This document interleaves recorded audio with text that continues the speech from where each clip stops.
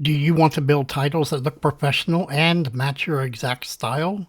In this Fusion tutorial, I will show you how to unleash your creativity and control every detail. To do this, we're going to first place our background image on our media pool in the edit page and bring that down to the timeline. We're going to start off with this being about 10 seconds. So we're just going to go to about 10 seconds. From there, we're going to go to the Fusion page. Once in the Fusion page, we're going to set this up so that we can actually work with this. We're going to change our display window to be multiple so that we have an input and an output. We're going to select our medium, which is our background, as our input, and our media out's going to be our output for now. We're also going to go in and right click on the composition, and we're going to select arrange tools. Make sure that they are selected to the grid. So make sure there's a check mark here. What that does is it gives you a snap to the grid so that it is connected always within this grid line. Second, we're going to go to options, and we're going to select orthogonal pipes. What that does is it gives you the ability to make curved lines. When you switch or move nodes, it kind of keeps things a little bit more organized. If you go in and you take the options and have direct pipes, what that does is it gives you only straight direct lines, so you can have lines crossing, and then sometimes you'll have to make a pipe connector.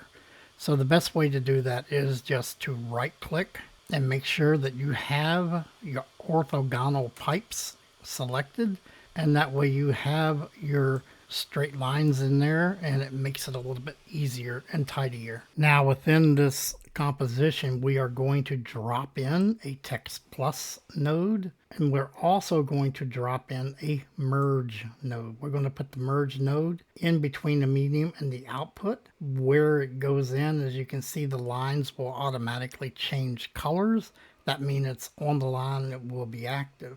We're going to take the output. If you hover over this, it's going to say output. You're going to want that output to be to the background merge one input. The text will always go into the foreground. If you hover over these input points on the node, it will tell you what they are. If you do not get your text on the screen, then you have these reversed. So the background will always go into the background of the merge. The text will always go into the foreground. So we take the output of the text and drop it into the foreground. And when this is active, we can actually see that we're going to have text in your background once we apply text. We're going to change the title of our medium node. We're going to go in and rename that. You can press F2 and just type in whatever the background is that you had, because you can change and have a lot more inputs for your background and switch between them and use this as a template for multiple intros or anything that you have going on. In the text node, we're going to input our text, and we have our text there. Now you can see it popping up on the screen. So that means that you have your node connections proper. If you had these switch, you would not see your verbs. We're going to change the size of these a little bit. We're going to change the font. In this case, we're going to use our Lato, and we're going to use light. We're going to place our text where we want it. We can actually click and drag it to where we want it. We can go to the layout tab, and once in the layout tab, we're going to click that, and we can dial it in if you want a little bit more by going with left and right, center X and Y. You can also at that point change the type. We are using point, but you can use text box, which If you use this, you can increase the text box size and everything goes in. Or if you want, you can use a circular. And if you do use a circular, you can move the whole thing down by positioning that with our position handles or the center X and Y. And you can also have it follow a path that you actually will draw. In this case, we're just using points. So we're going to put this back to where our middle of the frame is. And the next tab is a transform. If you select that, you can actually change the rotation of your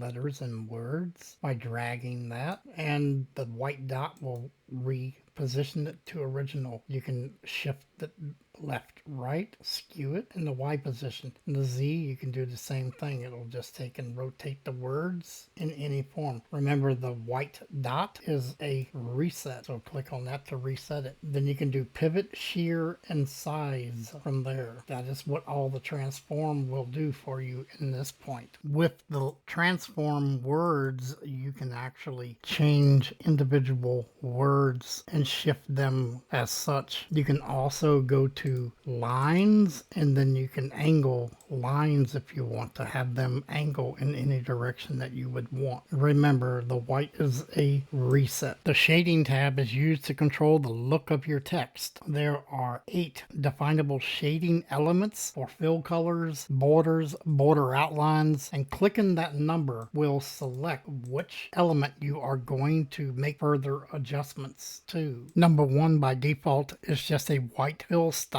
You can click on the color here, or you can click on it by here, and if you want, you can adjust whatever colors that you have for custom colors, or you can just fill in your hex number there. That will change the color of your text at that point. Number 2 by default is just a red outline. You can click this to enable it, and with that enabled, you can drag the thickness and make it as thick as you want or as thin as you want. In my case, I'm 0.015 is what I'm going to use. You can use whatever you need or desire. From there, if you want, you can add softness to it. You just apply a softness color to it. Just click enable. And with this background, it doesn't work very much, but you can apply X or a Y for the softness, but we're not using the softness. You can also apply a position, a rotation, a pivot, and a shear. All of that is done within this shading number 2. We are going to leave our image color at the red that it is. To animate text character by character, we're going to select the text tab, and from there we are going to right click within the styled text box, right click, and choose follower. The follower is a modifier that is applied to the text for animating letters. Click the Modifiers tab to view the follower controls. The follower controls have the same controls found in the text, along with a timing tab and a control to delay the direction of your character animation. To create a rotating reveal of each letter using the follower, first place the time ruler or the playhead where you want it to actually start. In our case, we're going to actually have it start at 0. And then you can select the transform tab and click the characters. Make sure that the character is selected. You can do word or lines, but in our case we're using characters. So now we're going to right click over the value that we're going to want to animate. So in this case we're going to animate the Y. Right click there and select animate. And with that we're going to then adjust our letters to where we want them to be positioned. In our case we're going to have this as our starting point. That will automatically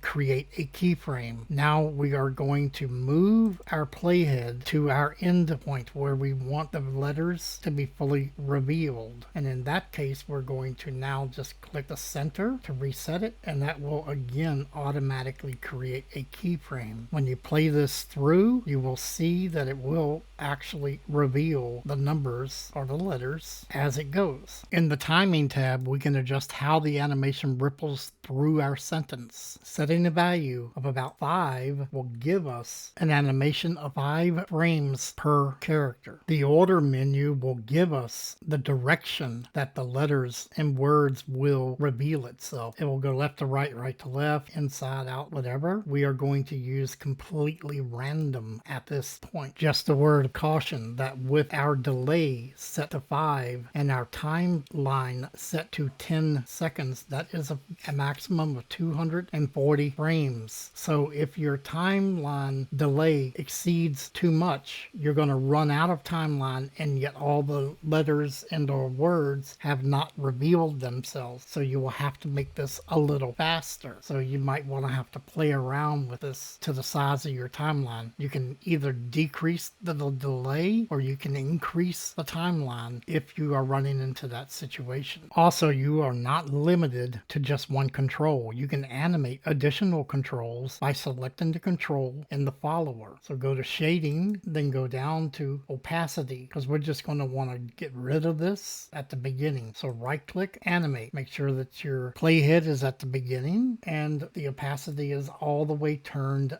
down. Then we're going to go back to frame 30 just like we did previously. And with that, at frame 30, we are going to be completely revealed as far as that. So as you can see, you still have words on the screen. So that means that we have left our borders. So we're going to go to element number 2. We're going to go there. We're going to then, with our playhead at 0, we're going to right click opacity and we're going to connect that to follower 1 opacity. And with that selected, you will see your words and borders are now gone. If you play this through, you will see them appear slowly and gradually as it is made to be. From there, you can go back to the edit tab, and when you do play this through, you will see that it plays through, 1, pretty smoothly, 2, as it was designed. It randomly picks up every word. So you can change that to be left to right, right to center, in or out, and remember, it's all up